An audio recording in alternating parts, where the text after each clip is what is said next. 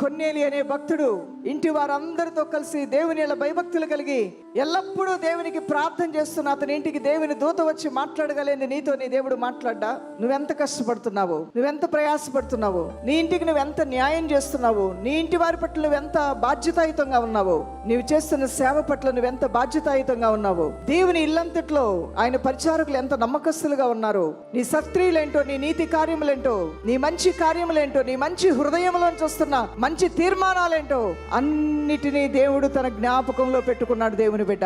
చిన్న వయసులోనే నువ్వెన్ని కష్టాలు పడుతూ వచ్చావు, చిన్న వయసు నుంచి నువ్వెన్ని రోగాలను ఎదుర్కొంటూ వచ్చావు, చిన్న వయసులోనే నువ్వు పెళ్ళై నీ భార్యను పోగొట్టుకొని భర్తను పోగొట్టుకొని ఎంత దుఃఖముతో నీ జీవితంలో ముందుకు ఎదిగావో, ఒక తండ్రి లేని బిడ్డల్ని ఒకే ఒక్క తల్లిగా ఎలా నువ్వు పెంచి పెద్ద చేశావో, భార్య లేని స్థితిలో నీ పిల్లలను నువ్వు ఎలా పెంచి పెద్ద చేసావో, నీ ఇంటికి నువ్వు ఎలా ఆధారంగా ఉన్నావో, నీ సౌఖ్యాల్ని నీ సుఖాలని పక్కన పెట్టి నీ ఇంటి వారి క్షేమం కోసం నువ్వెంత ప్రయాసపడ్డావు, ఎంత